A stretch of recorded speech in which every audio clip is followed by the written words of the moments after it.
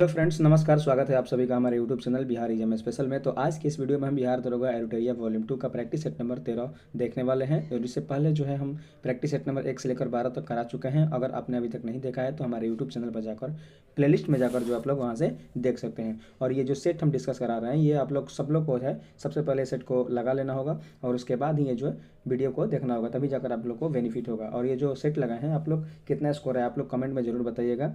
और वीडियो आप लोग को अच्छी लग रही होगी तो वीडियो को जो है लाइक कीजिएगा, चैनल को सब्सक्राइब करके बेल आइकन पर जरूर ऑल प्रेस करिएगा ताकि ऐसे ही अगर अगली वीडियो आती है तो आप लोग को इन्फॉर्मेशन मिल सके सबसे पहले। तो चलिए वीडियो को शुरू करते हैं। सेट नंबर 13 का क्वेश्चन नंबर 1 देखते हैं। क्वेश्चन नंबर 1 में दिया गया है कि केंद्रीय मंत्री निर्मला सीतारमण ने वित्तीय वर्ष 2025-26 के लिए कुल कितने रुपए का बजट पेश किया है। जो केंद्रीय मंत्री हैं वित्त मंत्री निर्मला सीतारमण जी ने वित्तीय वर्ष 2025-26 के लिए कितने रुपए का बजट पेश किया है। तो इसका राइट आंसर होगा ऑप्शन नंबर बी, 50.65 लाख रुपए, लाख करोड़ रुपए जो है वित्तीय बजट जो है पेश किया है निर्मला सीतारमण जी ने 25-26 के लिए। चलिए अगला प्रश्न देखते हैं। Question number 2। क्वेश्चन नंबर 2 में दिया गया है कि हाल ही में म्यांमार में आए विनाशकारी भूकंप के बाद भारत सरकार ने जो है कौन सा ऑपरेशन शुरू किया है। म्यांमार में जो विनाशकारी भूकंप आया था उसके बाद जो है भारत सरकार ने कौन सा ऑपरेशन शुरू किया है। तो इसका राइट आंसर होगा option number D, operation Brahma को जो है भारत सरकार ने शुरू किया है। चलिए अगला प्रश्न देखते हैं। Question number 3। क्वेश्चन नंबर 3 में दिया गया है कि NVS-02 उपग्रह को किस प्रक्षेपण यान या रॉकेट से प्रक्षेपित किया गया है। NVS-02 जो रॉकेट है उसको किस प्रक्षेपण यान या रॉकेट से लॉन्च किया गया है। तो इसका राइट आंसर होगा option number C, GSLV F-15। और इसको जो है इसरो ने लॉन्च किया है और इसरो का जो है ये 100 मिशन यानी कि 100वां मिशन था इसरो का। और इसको जो है GSLV F-15 से लॉन्च किया है और उपग्रह का नाम था NVS-02। चलिए अगला प्रश्न देखते हैं। Question number 4। क्वेश्चन नंबर 4 में दिया गया है कि गुरु मायाधर राउत जो है हाल ही में निधन हो गया उनका यह प्रसिद्ध व्यक्तित्व है किस शास्त्रीय नृत्य से जुड़े हुए हैं। मायाधर राउत का संबंध आपको बताना है कि किस शास्त्रीय नृत्य से है। तो इसका राइट आंसर होगा ऑप्शन नंबर बी, ओडिसी से जो है इनका संबंध है। चलिए अगला प्रश्न देखते हैं। Question number 5। क्वेश्चन नंबर 5 में दिया गया है कि सूची 1 को सूची 2 से मिलान करना है और आपको बताना है कि कौन सा कूट जो है इसमें से सही दिया गया है। तो चलिए मिलान करके देख लेते हैं कि कौन सा कूट जो इसमें सही दिया गया है। देखिए, भारत के पहले लेखक गांव उत्तराखंड में है, इसका नाम है थानो गांव। गांव का नाम है थानो गांव और ये जो उत्तराखंड में पड़ता है भारत का पहला लेखक गांव उसे घोषित किया गया है। बी नंबर में दिया गया कि भारत का पहला डिजिटल म्यूजियम कहाँ बन रहा है। तो भारत का पहला डिजिटल म्यूजियम जो है मुंबई महाराष्ट्र में बन रहा है। चलिए 3 नंबर में दिया गया है कि भारत का पहला ऑक्सीजन पक्षी पार्क जो है कहाँ बन रहा है। तो ये आपका जो बन रहा है नागपुर महाराष्ट्र में बन रहा है। और सौर ऊर्जा से चलने वाला देश का पहला सीमावर्ती गांव जो है आपका मसाली में बन रहा है। मसाली जो है आपका गुजरात में है। और तो इस हिसाब से आपका राइट आंसर होगा 1 2 4 3, जो कि ऑप्शन नंबर आपका बी में है, 1 2 4 3। चलिए अगला प्रश्न देखते हैं। Question number 6। नीति आयोग की पहली वित्तीय स्वास्थ्य सूचकांक 2025 में बिहार का स्थान कौन सा है। जो नीति आयोग जारी करती है वित्तीय स्वास्थ्य सूचकांक 2025 में बिहार का स्थान आपको बताना है कौन सा है। तो इसका राइट आंसर होगा ऑप्शन नंबर बी, 13वां स्थान है। बिहार का स्थान जो है वित्तीय स्वास्थ्य सूचकांक 2025 में 13वां स्थान है। चलिए अगला प्रश्न देखते हैं। Question number 7। आर्थिक सर्वेक्षण 2024-25 के अनुसार बेरोजगारी दर जो है घटकर कितना प्रतिशत हो गया है। आर्थिक सर्वेक्षण 2024-25 के अनुसार बेरोजगारी दर जो है घटकर कितना परसेंट हो गया है। तो इसका राइट आंसर होगा ऑप्शन नंबर बी, 3.2% जो है घटकर बेरोजगारी दर हो गया है। आर्थिक सर्वेक्षण जो है बजट के ठीक एक दिन पहले पेश किया जाता है। बजट यानी कि 1 फरवरी को पेश किया जाता है, तो आर्थिक सर्वेक्षण जो है उससे एक दिन पहले 31 जनवरी को पेश किया जाता है। चलिए अगला प्रश्न देखते हैं। Question number 8। क्वेश्चन नंबर 8 में दिया गया है कि निम्न विकल्पों में से असत्य कथन की पहचान करना। आपको बताना है कि कौन सा कथन जो है इसमें गलत दिया गया है। तो ऑप्शन नंबर ए में दिया गया कि प्रधानमंत्री विद्या लक्ष्मी योजना 2024, तो ये आपका जो कथन है ये सही कथन है कि प्रधानमंत्री विद्या लक्ष्मी योजना जो है 2024 में आई थी। ये कथन आपका सही हो जाएगा। ऑप्शन नंबर बी में दिया गया है कि प्रधानमंत्री इंटर्नशिप योजना 2024 में आई थी। ये भी कथन आपका सही है। और सी नंबर ऑप्शन में दिया गया PM सूर्योदय योजना जो है 2024 में आई थी। ये भी आपका सही है। और डी नंबर में दिया गया है कि प्रधानमंत्री गरीब कल्याण अन्न योजना जो है आपका 2019 में आई थी। तो ये कथन जो आपका गलत हो जाएगा। प्रधानमंत्री गरीब कल्याण अन्न योजना जो आई थी वो आपका 2020 में आई थी। 2020 में आई थी, कोविड-19 के समय आई थी। तो यही आपका ऑप्शन जो है सही हो जाएगा। चलिए अगला प्रश्न देखते हैं। Question number 9। Vaibhav Suryavanshi IPL नीलामी में खरीदे जाने वाले दुनिया के सबसे युवा क्रिकेटर बने हैं। वैभव सूर्यवंशी जो है बिहार के किस जिले में से संबंधित है, इसका आंसर बताना है आपको। वैभव सूर्यवंशी जो है अभी तक के इतिहास में IPL के नीलामी में खरीदे जाने वाले दुनिया के सबसे युवा क्रिकेटर बन गए हैं। तो इनका संबंध जो है बिहार के किस जिला से है। तो इसका राइट आंसर होगा ऑप्शन नंबर ए, समस्तीपुर से जो है इनका संबंध है। चलिए अगला प्रश्न देखते हैं। Question number 10। हाल ही में एकीकृत त्रिसेवा विशेष बल अभ्यास डेजर्ट हंट 2025 जो है कहाँ हुआ है? डेजर्ट हंट 2025 का अभ्यास हुआ है। यह जो आपको बताना है कि कहाँ हुआ है, तो डेजर्ट से आप लोग याद करिए, डेजर्ट यानी कि मरुस्थल होता है, तो मरुस्थल हमारे भारत में जो है राजस्थान में पाया जाता है। तो ये जो अभ्यास हुआ है राजस्थान में हुआ है। चलिए अगला प्रश्न देखते हैं, क्वेश्चन नंबर 11। हाल ही में चर्चा में रही दियासलाई आत्मकथा का संबंध किससे है? दियासलाई जो आत्मकथा है इसका संबंध जो किस व्यक्ति से है? तो इसका राइट आंसर होगा option number C, Kailash Satyarthi से जो है इनका संबंध है। चलिए अगला प्रश्न देखते हैं, क्वेश्चन नंबर 12। हाल ही में नीति आयोग के सीईओ के अनुसार भारत के किस देश को पछाड़कर दुनिया की चौथी सबसे बड़ी अर्थव्यवस्था बन गया है? नीति आयोग के सीईओ के अनुसार जो है भारत जो है किस देश को पीछे छोड़कर दुनिया के सबसे चौथी बड़ी अर्थव्यवस्था बन गया है? तो इसका राइट आंसर होगा ऑप्शन नंबर सी, जापान को पीछे छोड़कर जो है भारत जो है दुनिया के चौथी सबसे बड़ी अर्थव्यवस्था बन गया है। चलिए अगला प्रश्न देखते हैं, क्वेश्चन नंबर 13। क्वेश्चन नंबर 13 में दिया गया है कि हाल ही में यशोदा AI किसने द्वारा शुरू किया गया है? यशोदा AI जो है किसके द्वारा शुरू किया गया अभियान? तो इसका राइट आंसर होगा ऑप्शन नंबर बी, राष्ट्रीय महिला आयोग के द्वारा जो है यशोदा AI का अभियान शुरू किया गया है। चलिए अगला प्रश्न देखते हैं, क्वेश्चन नंबर 14। हाल ही में कौन टीम इंडिया के नए टेस्ट कप्तान बने हैं? टीम इंडिया के नए टेस्ट कप्तान कौन बने हैं? तो इसका राइट आंसर होगा option number C, Shubman Gill जो है टीम इंडिया के नए टेस्ट कप्तान बने हैं। चलिए अगला प्रश्न देखते हैं, क्वेश्चन नंबर 15। क्वेश्चन नंबर 15 में दिया गया है कि प्रधानमंत्री नरेंद्र मोदी ने कहां पर इलेक्ट्रिक लोकोमोटिव फैक्ट्री के पहले 9000 हॉर्स पावर इंजन को हरी झंडी दिखाई है? पीएम नरेंद्र मोदी ने इसको हरी झंडी दिखाई है इलेक्ट्रिक लोकोमोटिव फैक्ट्री के में पहले जो है 9000 हॉर्स पावर इंजन की हरी झंडी दिखाई है। तो इसका राइट आंसर होगा option number B, Dahod Gujarat में इसको हरी झंडी दिखाई है। चलिए अगला प्रश्न देखते हैं, क्वेश्चन नंबर 16। क्वेश्चन नंबर 16 में दिया गया है कि केंद्रीय कैबिनेट ने वर्ष 2025-26 के खरीफ सत्र के लिए सामान्य धान में के MSP को कितना रुपए प्रति क्विंटल कर दिया है?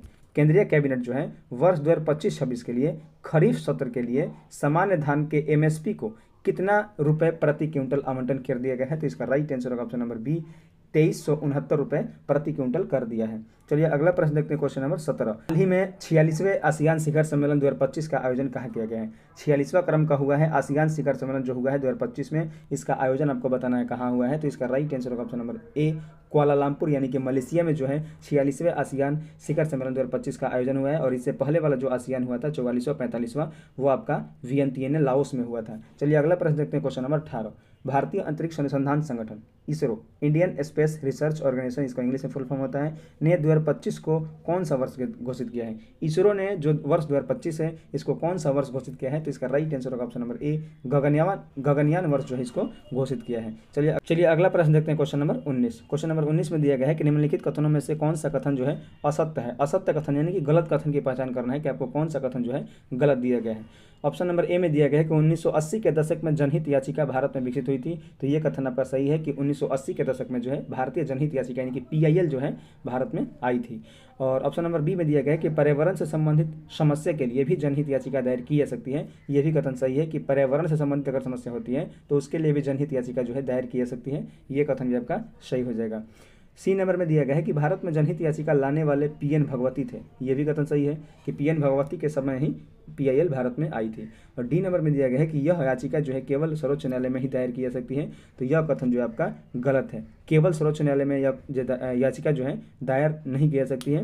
यह याचिका जो है सर्वोच्च न्यायालय और उच्च न्यायालय दोनों में दायर की जा सकती है। तो इस हिसाब से जो आपका ऑप्शन नंबर डी सही हो जाएगा। चलिए अगला प्रश्न देखते हैं, क्वेश्चन नंबर 20। भारतीय संविधान किस तिथि को अंगीकृत किया गया था? भारतीय संविधान को आपको बताना है कि किस तिथि को जो है अंगीकृत किया गया था। तो इसका राइट आंसर होगा आपका ऑप्शन नंबर ए, 26 नवंबर 1949 को जो है भारतीय संविधान को अंगीकृत किया गया था। प्रस्तावना में आपका यह क्वेश्चन दिया गया है। चलिए अगला प्रश्न देखते हैं, क्वेश्चन नंबर 21। लोकतांत्रिक व्यवस्था के अनुसार निम्नलिखित में से कौन सा विकल्प सही नहीं है? लोकतांत्रिक व्यवस्था के हिसाब से बताना है आपका कौन सा कथन जो है सही नहीं है। तो इसका राइट आंसर होगा ऑप्शन नंबर डी, बहुसंख्यकों का शासन जो है लोकतांत्रिक व्यवस्था का विशेषता नहीं है। तो ये आपका कथन जो है गलत हो जाएगा। चलिए अगला प्रश्न देखते हैं, क्वेश्चन नंबर 22। क्वेश्चन नंबर 22 में दिया गया है कि निम्नलिखित में से कौन सी शर्त भारत की नागरिकता प्राप्त करने के लिए नहीं है? कौन सी शर्त जो है भारत की नागरिकता प्राप्त करने के लिए नहीं है? तो इसका राइट आंसर होगा ऑप्शन नंबर बी, संपत्ति का अधिकार जो है नागरिकता प्राप्त करने की शर्त नहीं है। बाकी तीनों जो है जन्म से, पंजीकरण से, वंश से और इसके अलावा दो और भी है। मतलब टोटल जो है नागरिकता प्राप्त करने की 5 विधियाँ है, जिसमें 3 दिया गया है जन्म, पंजीकरण, वंशानुगत, और इसके अलावा 2 होते हैं कि देशीकरण और आपका एक हो जाएगा अर्जित भूमि के हिसाब से। चलिए अगला प्रश्न देखते हैं, क्वेश्चन नंबर 23। क्वेश्चन नंबर 23 में दिया गया है कि निम्नलिखित युग्मों में से बताना है कौन सा सुमेलित करके बताना है कि कौन सा कथन जो है सही हो जाएगा। देखिए सुमेलित कर लेते हैं। निरोध एवं गिरफ्तारी के लोगों के लिए अधिकार कौन सा है? अनुच्छेद। तो इसका राइट आंसर होगा ऑप्शन नंबर बी, 22 में इसकी चर्चा है। शिक्षा का अधिकार जो है आपका अनुच्छेद 21 के ए में हो जाएगा, और शांतिपूर्ण ढंग से जमा होने का अधिकार जो है आपका 19 का बी में हो जाएगा जमा होने का। और आपका डी नंबर में दिया गया है कि कोई भी पेशा चुनने का, व्यापार करने का अधिकार जो आपका ऑप्शन नंबर डी 4 में हो जाएगा, अनुच्छेद 19 के जी में है इसकी चर्चा। तो इसको मिलान करने पर आपका आ रहा है 2 3 1 4। तो इसका राइट आंसर होगा ऑप्शन नंबर ए, 2 3 1 4। चलिए अगला प्रश्न देखते हैं, क्वेश्चन नंबर 24। क्वेश्चन नंबर 24 में दिया गया है कि किसी निचली अदालत के द्वारा अपने अधिकार क्षेत्र का अतिक्रमण कर किसी मुकदमे की सुनवाई करने पर उच्चतम न्यायालय या उच्च न्यायालय द्वारा कौन सी रिट जारी की जाएगी?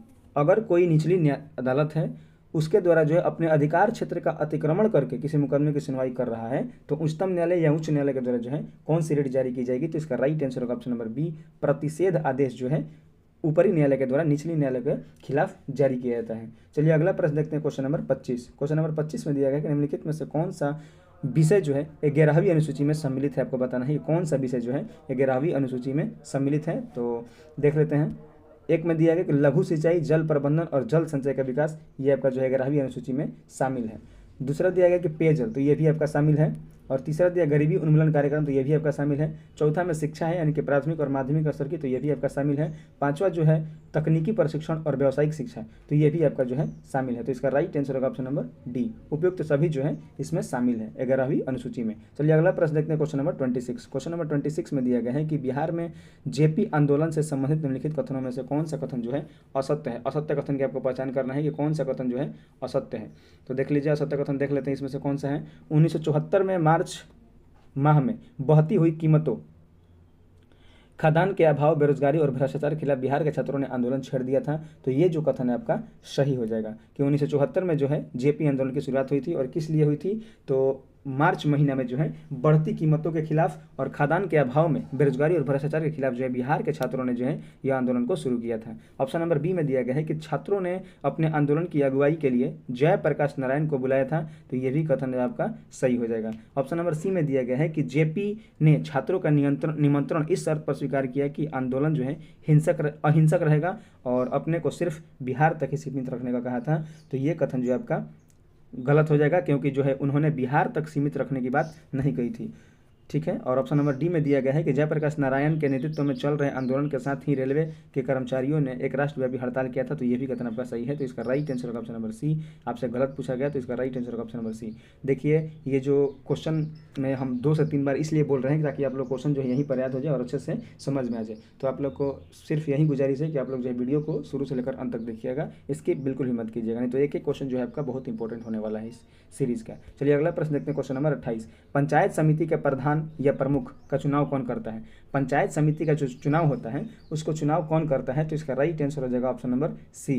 पंचायत समिति के सदस्यों के द्वारा जो है पंचायत समिति के प्रमुख का चुनाव होता है। चलिए अगला प्रश्न देखते हैं, क्वेश्चन नंबर 28। राज्यपाल की विधायी शक्तियों के संबंध में निम्नलिखित में से कौन सा कथन जो है सही नहीं है? राज्यपाल की विधायी शक्तियों के संबंध में कौन सा कथन सही नहीं है? तो इसका राइट आंसर होगा ऑप्शन नंबर डी।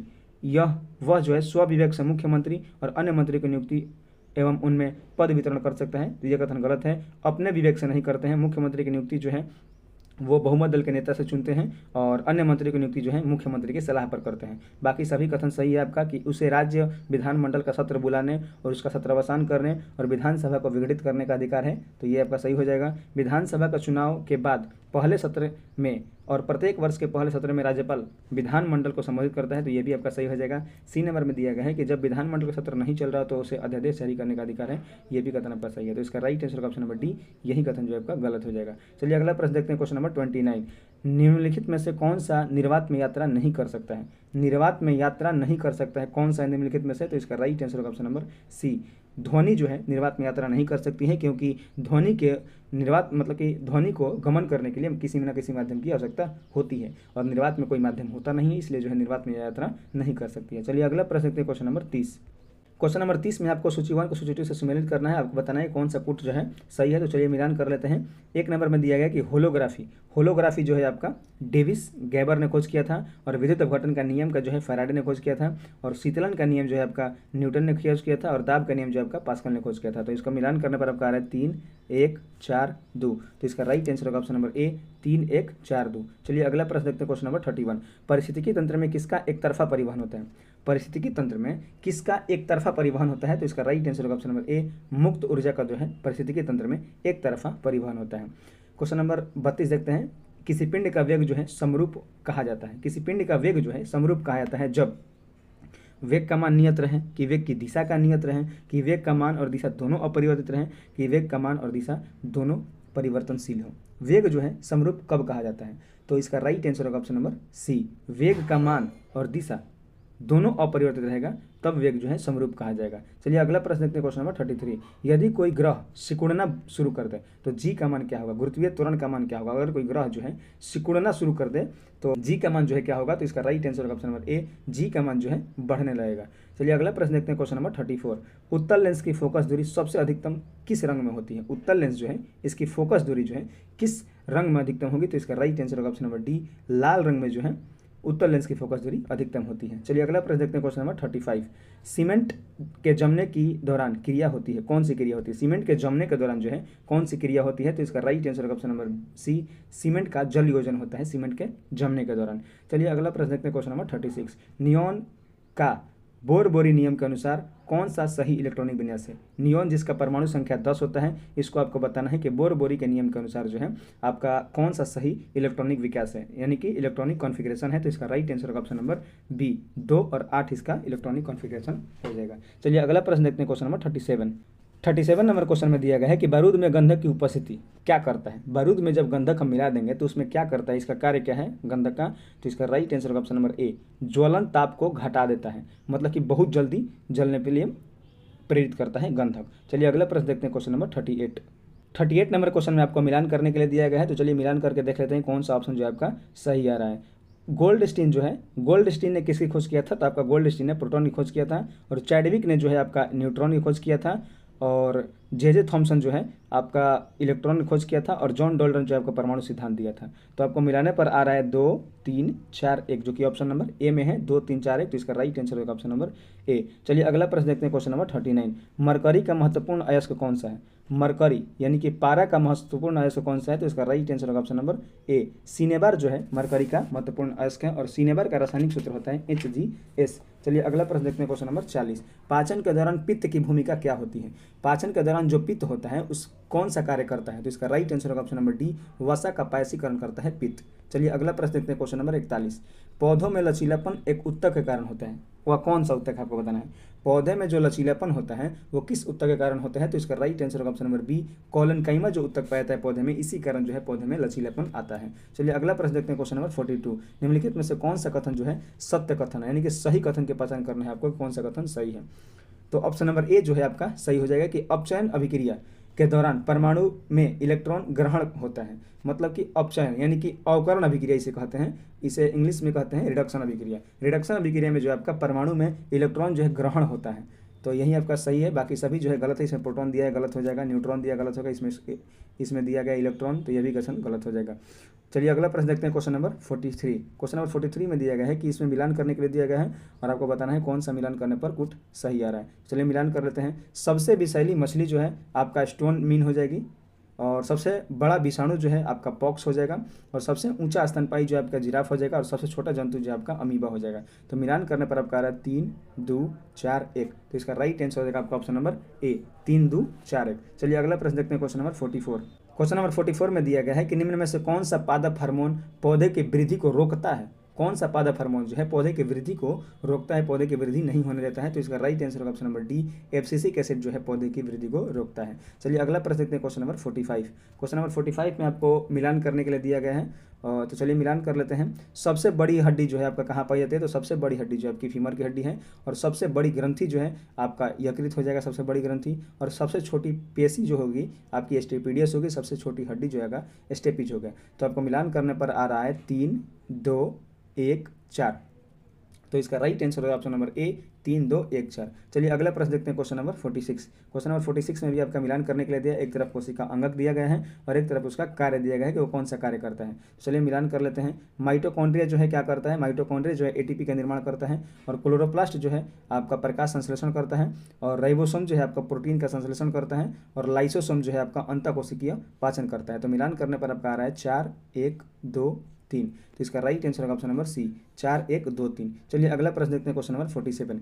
मवेशियों को दिया जाने वाला जो दर्द निवारक दवा होता है भारत में गिद्धों को लगभग विलुप्त होने के लिए उत्तरदायी है, कौन सा, जो आपको बताना है।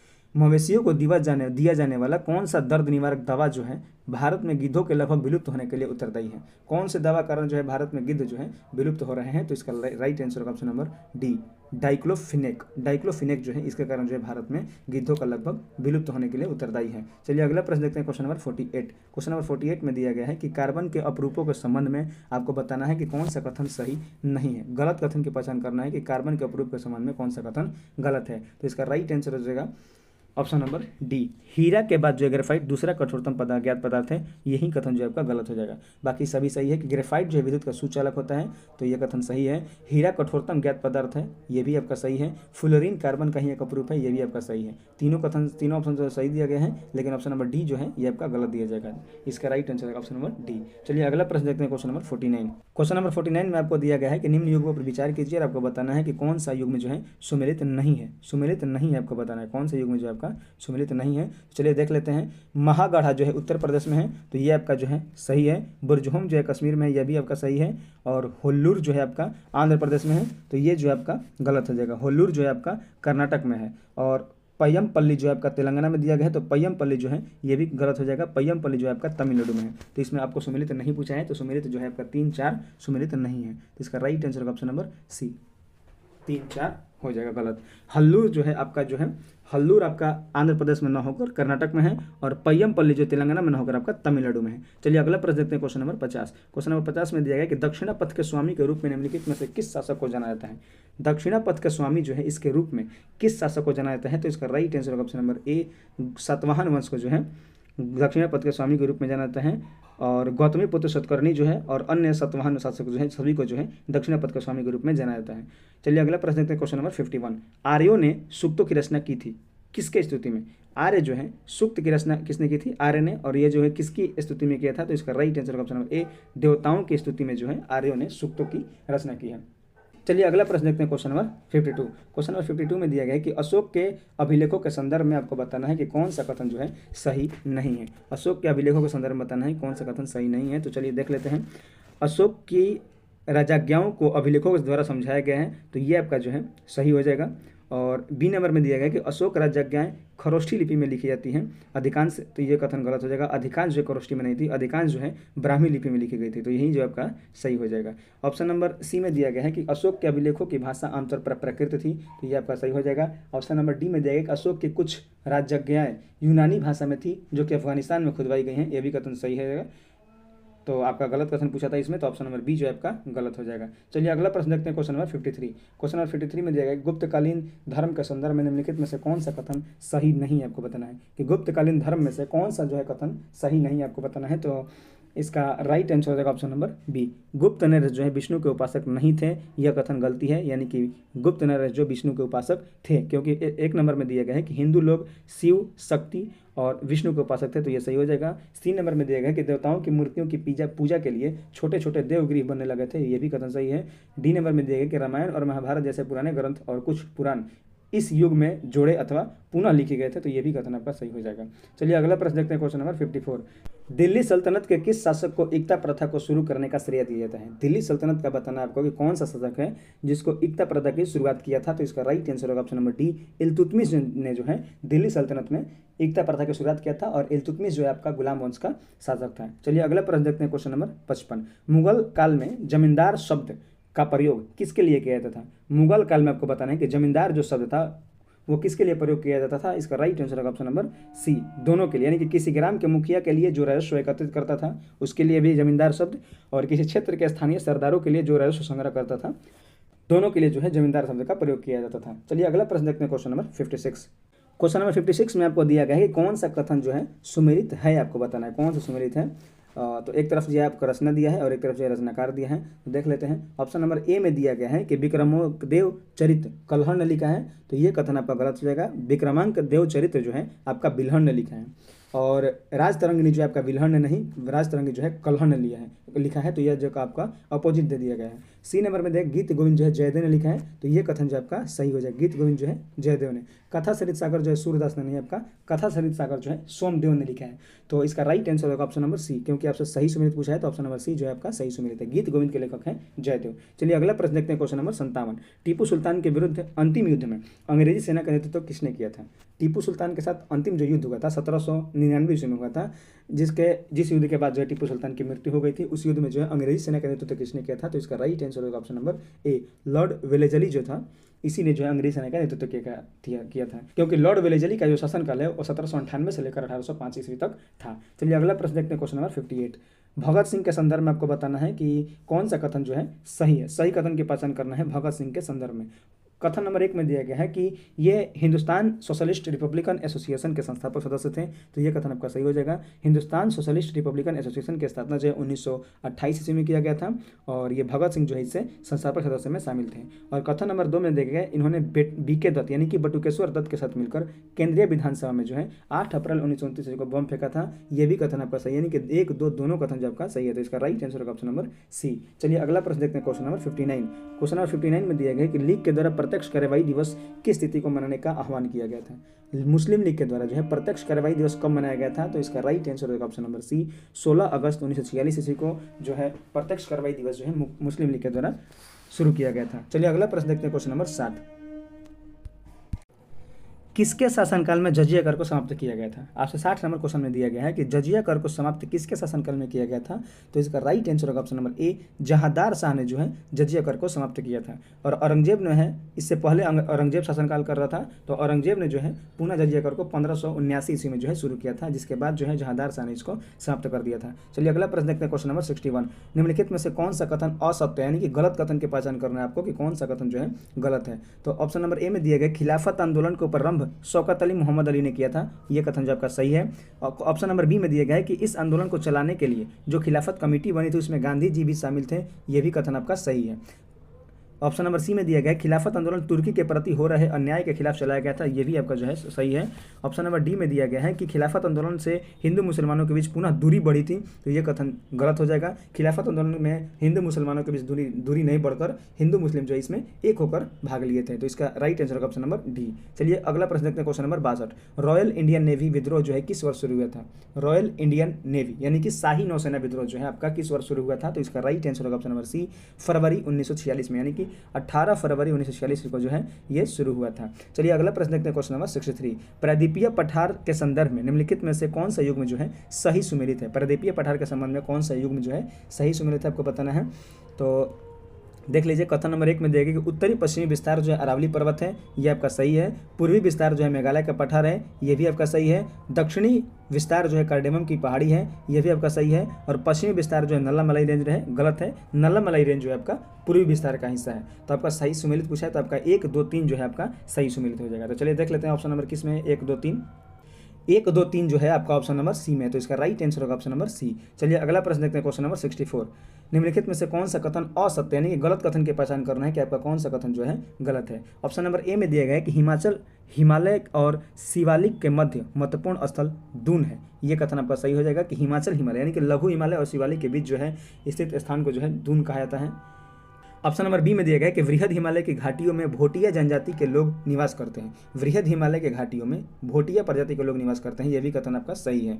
ऑप्शन नंबर सी में दिया गया कि ऊंचाई पर स्थित घास के मैदान को द्वार कहता है, तो यह कथन आपका गलत हो जाएगा, क्योंकि इस क्षेत्र में ऊंचाई पर स्थित घास के मैदानी भाग को बुग्याल कहता है, द्वार न कहकर जो है इसको बुग्याल कहता है, तो यह कथन जो आपका गलत हो जाएगा। ऑप्शन नंबर डी में दिया गया कि फूलों की घाटी हिमालय के क्षेत्र में आती है, तो यह भी कथन आपका सही हो जाएगा, हिमाचल हिमालय के क्षेत्र में आती है। तो इसका आपसे पूछा गया कि कौन सा कथन गलत है, तो आपका ऑप्शन नंबर सी जो है गलत हो जाएगा। चलिए अगला प्रश्न देखते हैं, क्वेश्चन नंबर 65। निम्नलिखित में से नदी और सहायक नदी में से कौन सा सुमेलित है? सुमेलित करके बताना है कौन सा सुमेलित है। तो बूढ़ी गंडक जो है इसकी सहायक नदी आपका हो जाएगा मसान, बूढ़ी गंडक की सहायक नदी है मसान। और बागमती जो है आपका बागमती की सहायक नदी हो जाएगी लखनदेई जो है बागमती की सहायक नदी हो जाएगी। और कोसी की सहायक नदी जो है आपका इंद्रावती हो जाएगा। कोसी की सहायक नदी जो है इंद्रावती हो जाएगा, और महानंदा जो है मेची की सहायक नदी है, मेची सहायक नदी इसकी। तो आपका मिलान करने पर आ रहा है 4 3 2 1, जो कि आपका ऑप्शन नंबर डी में है। तो इसका राइट आंसर होगा ऑप्शन नंबर डी। चलिए अगला प्रश्न देखते हैं, क्वेश्चन नंबर 66। वायु दब में अचानक कमी आना किसका सूचक है? वायु दब में अगर अचानक कमी आ जाएगा तो इसका राइट आंसर होगा ऑप्शन नंबर बी, तूफान आने का सूचक है। वायु दब में अगर कमी आ जाएगी अचानक तो तूफान आने का सूचक है। अगर वायुमंडल जो है, वायुदाब जो है धीरे धीरे गिरता है तो वर्षा होने का सूचक है, और वायुदाब जो है धीरे धीरे ऊपर बढ़ता है तो मौसम साफ होने का यानी कि सुहावना होने का प्रतीक है। चलिए अगला प्रश्न देखते हैं, क्वेश्चन नंबर 67। निम्न में से किस महासागर में सबसे चौड़ी जो है महाद्वीपीय मग्न तट पाई जाती है? किस महासागर में सबसे चौड़ी महाद्वीपीय मग्न तट पाई जाती है? तो इसका राइट आंसर होगा ऑप्शन नंबर सी, आर्कटिक महासागर में जो है सबसे चौड़ी महाद्वीपीय मग्न तट पाई जाती है। चलिए अगला प्रश्न देखते हैं, क्वेश्चन नंबर 68। गेहूं की फसल के संदर्भ में निम्न में से कौन सा कथन जो है असत्य यानी कि गलत कथन की पहचान करना है, कौन सा कथन गलत है? ऑप्शन नंबर ए में दिया गया कि इसकी खेती के लिए वार्षिक वर्षा जो है, वार्षिक वर्षा 50 से 75 सेंटीमीटर के मध्य होनी चाहिए, तो ये कथन जो आपका सही हो जाएगा। ऑप्शन नंबर बी में दिया गया गेहूं मुख्यतः खरीफ फसल की फसल है, तो ये कथन जो है गलत हो जाएगा। गेहूं जो है आपका रबी फसल है। ऑप्शन नंबर सी में दिया गया है कि भारत में गेहूं का क्षेत्र उत्तर पश्चिम मैदान है, ये आपका सही है। डी नंबर में दिया गया है कि गेहूं की बुआई के समय 20 से 25 डिग्री सेल्सियस तापमान होना अनिवार्य है, तो ये भी आपका सही हो जाएगा। तो आपसे गलत पूछा गया है, तो आपका ऑप्शन नंबर बी जो है गलत है। गेहूं एक खरीफ फसल नहीं है, गेहूं एक रबी फसल है। चलिए अगला प्रश्न देखते हैं, क्वेश्चन नंबर 69। चलवासी पशुपालन के रूप में अपना जीवन यापन करने वाले मसाई जनजाति जो है इसका निवास स्थान कहाँ है? मसाई जनजाति जो है कहाँ निवास करते हैं? तो मसाई जनजाति जो है मुख्य रूप से तंजानिया यानी कि पूर्वी अफ्रीका में जो है निवास करते हैं। चलिए अगला प्रश्न देखते हैं, क्वेश्चन नंबर 70। क्वेश्चन नंबर 70 में दिया गया कि अर्धगुच्छित बस्तियां निम्न में से किस क्षेत्र में व्यापक रूप से पाई जाती हैं? अर्धगुच्छित बस्तियां जो हैं निम्न में से किस क्षेत्र में व्यापक रूप से पाई जाती हैं? तो इसका राइट आंसर होगा ऑप्शन नंबर सी, गुजरात के मैदान और राजस्थान में जो है अर्धगुच्छित बस्तियां पाई जाती हैं। चलिए अगला प्रश्न देखते हैं, क्वेश्चन नंबर 71। भौगोलिक क्षेत्र की दृष्टि से भारत के निम्न में से कौन सा जिला सबसे बड़ा है? भौगोलिक क्षेत्र की दृष्टि से सबसे बड़ा जिला भारत का कौन सा है? तो इसका राइट आंसर होगा ऑप्शन नंबर बी, कच्छ जो है भारत का सबसे बड़ा जिला है भौगोलिक क्षेत्र की दृष्टि से। चलिए अगला प्रश्न देखते हैं, क्वेश्चन नंबर 72। निम्नलिखित झीलों में से बताना है कि कौन सा लैगून झील है। देखिए चिल्का झील आपका लैगून है, पुलिकट झील आपका लैगून है, और वेम्बनाड झील जो है आपका लैगून है, और वूलर झील जो है आपका विवर्तनिकी झील का उदाहरण है। तो आपसे पूछा है कि कौन कौन जो है लैगून झील का उदाहरण है, तो आप इसका राइट आंसर होगा ऑप्शन नंबर डी, 1 3 और 4 जो आपका लैगून झील का उदाहरण है। चलिए अगला प्रश्न देखते हैं, क्वेश्चन नंबर 73। उष्णकटिबंधीय घास के मैदान को क्या कहा जाता है? उष्णकटिबंधीय जो घास का मैदान है उसे क्या कहते हैं? तो इसका राइट आंसर होगा ऑप्शन नंबर सी, सवाना कहा जाता है उष्णकटिबंधीय घास के मैदान को। और जो सवाना है ये घास का मैदान जो है पूर्वी अफ्रीका जैसे कि केन्या और तंजानिया जैसे देशों में पाया जाता है। चलिए अगला प्रश्न देखते हैं, क्वेश्चन नंबर 74। निम्न में से किस राज्य समूह की सीमाएं बांग्लादेश से जुड़ी हुई है? बांग्लादेश से जो है कौन कौन सा राज्य जुड़ा हुआ है? तो इसका राइट आंसर होगा ऑप्शन नंबर बी, पश्चिम बंगाल, असम, मेघालय, त्रिपुरा, मिजोरम जो है आपका बांग्लादेश से जुड़ा हुआ है। चलिए अगला प्रश्न देखते हैं, क्वेश्चन नंबर 75। क्वेश्चन नंबर 75 में दिया गया है कि मरमरा सागर जोड़ता है किसको किसको? मरमरा सागर जो है वो किसको किसको जोड़ता है? तो इसका राइट आंसर होगा ऑप्शन नंबर सी, एजियन सागर और काला सागर को जो है मरमरा सागर जोड़ता है। चलिए अगला प्रश्न देखते हैं, क्वेश्चन नंबर 76। केरल के पलक्कड़ जिले में स्थित शांत घाटी जो है की सबसे ऊंची चोटी कौन सी है? केरल के पलक्कड़ जिले में स्थित शांत घाटी राष्ट्रीय उद्यान की कौन सी चोटी जो है सबसे ऊंची चोटी है? तो इसका राइट आंसर होगा ऑप्शन नंबर बी, एजिंडा चोटी जो है आपकी शांत घाटी की सबसे ऊंची चोटी है। चलिए अगला प्रश्न देखते हैं, क्वेश्चन नंबर 77। कीमत सिद्धांत को क्या कहा जाता है? कीमत सिद्धांत को क्या कहा जाता है? तो इसका राइट आंसर होगा ऑप्शन नंबर डी, व्यष्टि अर्थशास्त्र कहा जाता है। कीमत सिद्धांत को जो है व्यष्टि अर्थशास्त्र कहा जाता है। चलिए अगला प्रश्न देखते हैं, क्वेश्चन नंबर 78। भारतीय रिजर्व बैंक के बैंक दर कम करने के फलस्वरूप क्या होता है? अगर भारतीय रिजर्व बैंक जो है बैंक दर को कम कर देती है तो इससे क्या होगा? तो उससे जो है आपका बाजार में तरलता बढ़ जाएगी। चलिए अगला प्रश्न देखते हैं, क्वेश्चन नंबर 79। भारत में सर्वप्रथम न्यूनतम समर्थन मूल्य यानी कि एमएसपी की अवधारणा जो है किस समिति की सिफारिश पर लागू किया गया था? भारत में सर्वप्रथम न्यूनतम समर्थन मूल्य जो है किसकी अवधारणा जो है किस समिति की सिफारिश पर लागू किया गया था? तो इसका राइट आंसर होगा option number A, Laxmikant Jha समिति की सिफारिश पर जो है भारत में सर्वप्रथम एमएसपी की अवधारणा दी गई थी। चलिए अगला प्रश्न देखते हैं, क्वेश्चन नंबर 80। क्वेश्चन नंबर 80 में दिया गया है कि एक्सरसाइज ड्यूटी जो है किसके द्वारा लगाई जाती है, मतलब किस पर लगाई जाती है? एक्साइज ड्यूटी जो है किस पर लगाई जाती है? तो इसका राइट आंसर होगा ऑप्शन नंबर सी, वस्तुओं के उत्पादन पर जो है एक्साइज ड्यूटी लगाई जाती है। चलिए अगला प्रश्न देखते हैं, क्वेश्चन नंबर 81। किस योजना में गरीबी उन्मूलन और रोजगार की वृद्धि की बात की गई है? किस योजना में गरीबी उन्मूलन और रोजगार की वृद्धि की बात की गई है? तो इसका राइट आंसर होगा ऑप्शन नंबर बी, छठी पंचवर्षीय योजना में जो है गरीबी का उन्मूलन और रोजगार की बात की गई है। चलिए अगला प्रश्न देखते हैं, क्वेश्चन नंबर 82। क्वेश्चन नंबर 82 में दिया गया कि पूंजीवादी अर्थव्यवस्था को निम्नलिखित में से किस अन्य नाम से जाना जाता है। पूंजीवादी अर्थव्यवस्था जो है इसको किस अन्य नाम से जाना जाता है, तो इसका राइट आंसर होगा ऑप्शन नंबर बी, बाजार अर्थव्यवस्था के नाम से जाना जाता है। चलिए अगला प्रश्न देखते हैं, क्वेश्चन नंबर 83। डिस्कस थ्रो किस खेल से जुड़ा हुआ है। डिस्कस थ्रो जो है आपका किस खेल से जुड़ा हुआ है, तो इसका राइट आंसर होगा ऑप्शन नंबर सी, एथलेटिक्स से जो है जुड़ा हुआ है डिस्कस थ्रो। चलिए अगला प्रश्न देखते हैं, क्वेश्चन नंबर 84। रुक्मिणी देवी अरुंडेल किस शास्त्रीय नृत्य की प्रसिद्ध कलाकार थी। जो रुक्मिणी देवी अरुंडेल हैं वो किस शास्त्रीय नृत्य से संबंधित है, तो इसका राइट आंसर होगा ऑप्शन नंबर बी, भरतनाट्यम से जो है रुक्मिणी देवी अरुंडेल का संबंध है। चलिए अगला प्रश्न देखते हैं, क्वेश्चन नंबर 85। जनगणना 2011 के अनुसार किस राज्य में सर्वाधिक जो है एससी प्रतिशत है। आपको बताना है कि 2011 की जनगणना के अनुसार किस राज्य में सर्वाधिक अनुसूचित जाति यानी कि 80% पाई जाती है, तो इसका राइट आंसर होगा ऑप्शन नंबर सी, पंजाब में जो है सर्वाधिक 80% पाई जाती है। और अगर जनसंख्या में बात करेगा अनुसूचित जाति की, तो आपका उत्तर प्रदेश इसका आंसर हो जाएगा। चलिए अगला प्रश्न देखते हैं, क्वेश्चन नंबर 86 नंबर क्वेश्चन में दिया गया कि आसमान टूट पड़ना का अर्थ क्या है। आसमान टूट पड़ना का अर्थ क्या है, तो इसका राइट आंसर होगा ऑप्शन नंबर बी, मुसीबत आना। आसमान टूट पड़ना का अर्थ हो जाएगा मुसीबत आना। चलिए अगला प्रश्न देखते हैं, क्वेश्चन नंबर 87 नंबर क्वेश्चन में दिया गया कि समास का विलोम शब्द क्या होगा। समास का जो है विलोम शब्द क्या होगा, तो इसका राइट आंसर होगा ऑप्शन नंबर सी, व्यास हो जाएगा। समास का विलोम शब्द हो जाएगा व्यास। चलिए अगला प्रश्न देखते हैं, क्वेश्चन नंबर 88। इनमें से कौन सा वाक्य जो है शुद्ध नहीं है। आपको बताना है कौन सा वाक्य जो है शुद्ध नहीं है। 4 ऑप्शन दिया गया है, तो आपका शुद्ध नहीं है, तो आपका पहला नंबर ऑप्शन जो है शुद्ध नहीं हो जाएगा। विष्णु के अनेकों नाम हैं, ये आपका नहीं होगा। विष्णु के अनेक नाम हैं, ये आपका सही उत्तर हो जाएगा। चलिए अगला प्रश्न देखते हैं, question number 89। Choose the correct passive from the given sentences. Passive voice में आपको बदलना है जो सेंटेंस दिया गया है। No one told me about the accident. No one told me about the accident को आपको पैसिव वॉइस में बदलना है, तो इसका राइट आंसर होगा option number A, I was not told about the accident.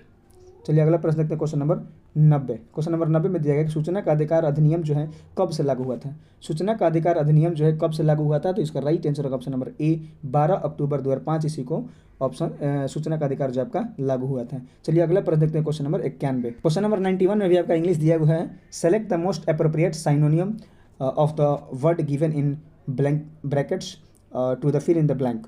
आपको जो ब्रैकेट में दिया गया है ये शब्द जो दिया गया इसका साइन आपको बताना है। देयर रिलेशनशिप इज क्वाइट, इसका आपको साइन बताना है कॉर्डियल का, तो इसका राइट आंसर होगा ऑप्शन नंबर सी, वार्म इसका आंसर हो जाएगा। चलिए अगला प्रश्न देखते हैं, क्वेश्चन नंबर 92। किस वर्ष रॉयल बंगाल टाइगर को आधिकारिक तौर पर भारत का राष्ट्रीय पशु के रूप में शेर की जगह ले ली थी। राष्ट्रीय पशु शेर की जगह पर जो है रॉयल बंगाल टाइगर को कब स्थापित किया गया था, तो इसका राइट आंसर होगा ऑप्शन नंबर ए, 1972 ईस्वी में इसको बनाया गया था। चलिए अगला प्रश्न देखते हैं, क्वेश्चन नंबर 93। क्वेश्चन नंबर 93 में दिया गया है कि बिहार जो है भारत का पहला राज्य है जिसने उर्दू को राज्य की दूसरी आधिकारिक भाषा के रूप में बनाया है। किस वर्ष बिहार ने आधिकारिक तौर पर उर्दू को दूसरी आधिकारिक भाषा के रूप में अपनाया था।